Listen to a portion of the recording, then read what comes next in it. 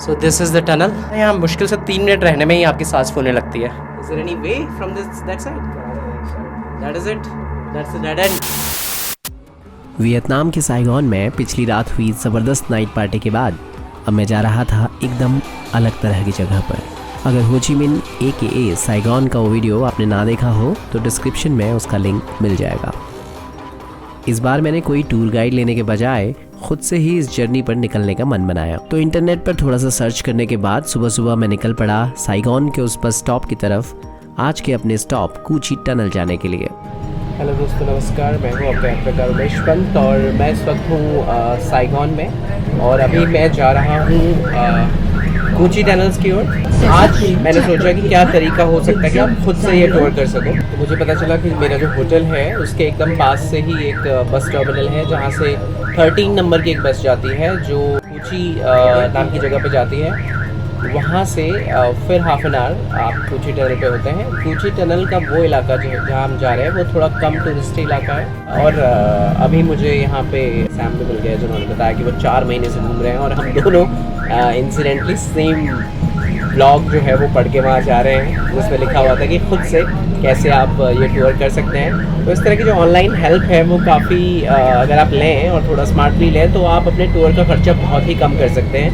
ये टूर हमें लगभग 6-7 लाख VND के आसपास पड़ता है अदरवाइज़, लेकिन अगर आप खुद से इस ट्रिप को करो तो ये शायद आपको मुश्किल से 2 लाख VND के आसपास पड़ जाएगा। तो हम अब आ गए हैं कू ची बस स्टॉप पे और यहाँ से 79 नंबर की बस है जो कि हमें बताया है कि जाएगी कू ची टनल्स तक। तो हो ची मिन के बस टर्मिनल से हमने 30 नंबर की बस ली और उसके बाद अब 79 नंबर की बस लेके हम बढ़ रहे हैं बेन डुओक की तरफ। तो टोटल 2-2.5 घंटे के आसपास का समय हमें एक तरफ लगेगा। आने जाने में आप 5 घंटा मान के चलिए और उसके अलावा 1-2 घंटे का समय घूमने के लिए चाहिए तो 7 घंटे मोटा मोटा आपको चाहिए। शाम को 5:30 बजे की लास्ट बस है तो वो बस हमें कैच करनी है। तो अभी भी है हमारे पास 2-3 घंटे का समय है तो आई एम श्योर हो ही जाएगा। करीब 2 घंटे की बस जर्नी के बाद मैं UK से आकर वियतनाम घूम रहे अपने नए दोस्त सैम के साथ कू ची टनल के टिकट काउंटर पर था। टिकट लेकर टनल्स की ओर जाते हुए सैम के साथ एक अच्छी बातचीत भी हो गई। कू ची टनल की प्रेमाइस पे एकदम लोकल्स की तरह ट्रैवल कर रहे हैं और मेरे साथ अभी है सैम जो कि एक एयरक्राफ्ट इंजीनियर रह चुके हैं और वो भी मेरी तरह एक ही ब्लॉग पढ़ के I am saying that we read the same blog. Yeah. And it was quite a coincidence. Yes. Yeah, we got So the same bus. yeah, Sam, tell me, how is your Vietnam trip? It's been amazing. I've done 43 days now in Vietnam. Oh wow. Been north and then moved south. Started in Hanoi, beautiful city, Okay. wonderful people, very friendly. And then went up north to Sapa. Did the Haijiang Loop, which was awesome. Like such a great experience. Great views. You can see China, the border. And then just worked my way down south to slightly warmer weather. Okay. And yeah, the people have been beautiful people. Like it's one of my favourite countries I've visited for sure. So you said that you were an aircraft engineer Yep, I was. and now you left the job Left the job, and yeah. traveling. Yes, So yes. how did it came into your mind that leave a good secure job and just go Yeah. tour the I world? think there's a lot more. Yeah, if you're not happy in the space that you're in, Yeah. change the space, I guess. Yeah, I'm just enjoying making my own decisions and feeling a bit more free. Yeah. I love the military. It made me the sort of person I am and gave me a lot. But I think when it's time to move on, it's time to move on. Vietnam के जो fighters थे, लड़ाके थे, वो इसी tunnels के through अपनी लड़ाई लड़ रहे थे। तो उसी के बारे में ये पूरी टनल्स है।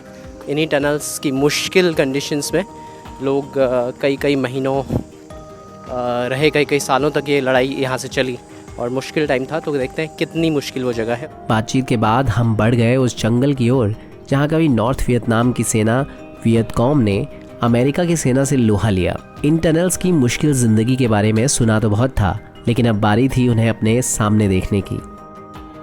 इन टनल्स के मुश्किल नेटवर्क में घुमाने के लिए हमारे साथ थे एक लोकल टूर गाइड। बहुत ही सकरी 100 मीटर की एक टनल है जिसमें अभी हम जा रहे हैं। Down here, there's a small space. You can stand upright, but when you get in the tunnel, you need to bend forward. Tour guide के साथ हमने एक एक कर टनल्स के इस नेटवर्क को देखना शुरू किया, लेकिन ये जर्नी इतनी आसान नहीं होने वाली थी।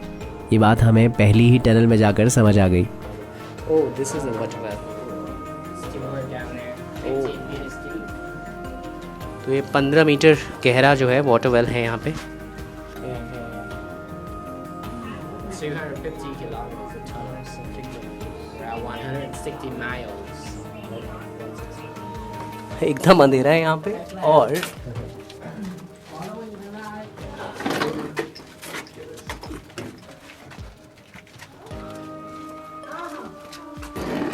यहाँ पे एक आदमी से ज़्यादा चलने की जगह नहीं है और यहाँ पे कभी पूरी मिलिट्री की फोर्स रहा करती थी।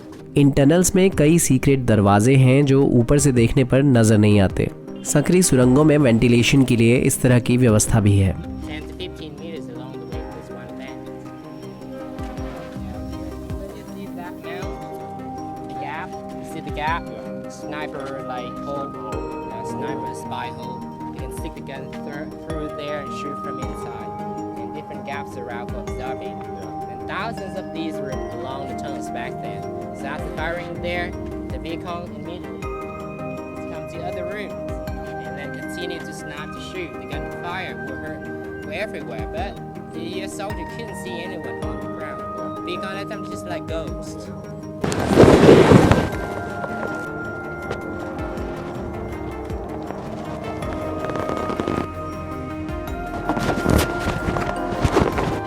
So this is the tunnel और ये जो है इसके वापसी का रास्ता है। तो मैं हूँ इस वक्त इस टनल के अंदर जहाँ कभी वियतनाम सोल्जर जो है वो यहाँ से लड़ाई करते थे और कई कई दिनों तक उनको यहाँ रहना पड़ता था। यहाँ मुश्किल से 3 मिनट रहने में ही आपकी सांस फूलने लगती है। सोचिए वो कैसे रहते होंगे।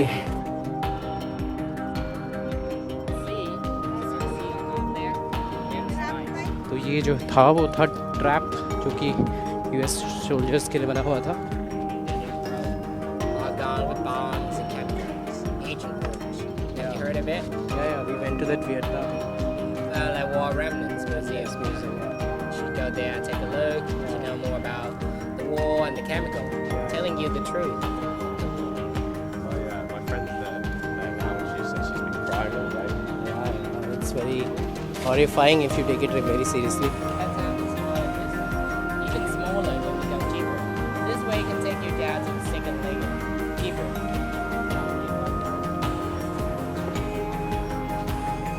ओके, ये यहाँ पे हॉस्पिटल है जहाँ पे वियतकॉम के जो सोल्जर्स हैं उनको इंजर्ड सोल्जर्स को ठीक किया जाता था। Is there any way from that side? That is it. That's the dead end. Okay. यहाँ इन स्टैच्यूज के जरिए बताया गया है कि घायल सैनिकों का इलाज कैसे किया जाता था। तो इस तरह से पूरा डेमोन्स्ट्रेट करके बताया हुआ है कि कैसे सोल्जर्स को यहाँ से ले जाया जाता था।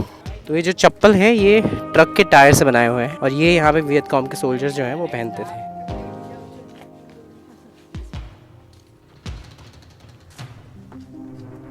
15 meters long.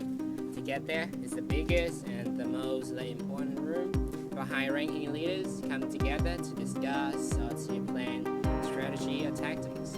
Follow me to see the room. ये जो टनल है 15 मीटर लॉन्ग है, so it's a bit long tunnel.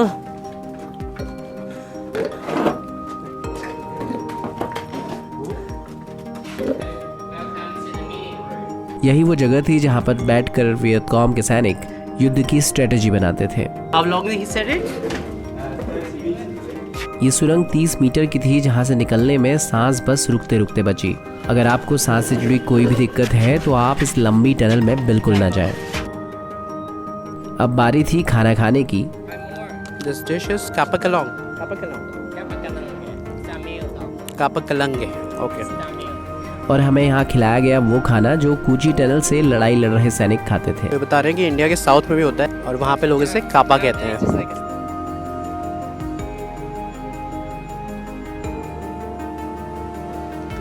पे एक एग्जीबिशन भी लगी हुई है जो कि वॉर टाइम का जो सिनारियो है उसको दिखा रही है। करीब 2 घंटे इन टनल्स की रोमांचक दुनिया में घूमने के बाद अब हम लौट आए खुले में सांस लेने और कुछ खाने। तो कोची टनल का जो ये इलाका है, यहाँ पे साइगॉन रिवर भी बहती है बगल में। एक सुंदर सा रेस्टोरेंट भी बना हुआ है जहाँ आके आप खाना खा सकते हैं। एक्चुअली इतना सफोकेटिंग है कि वहाँ से आने के बाद आपको लगेगा कि अब थोड़ा बैठ के रेस्ट किया जाए।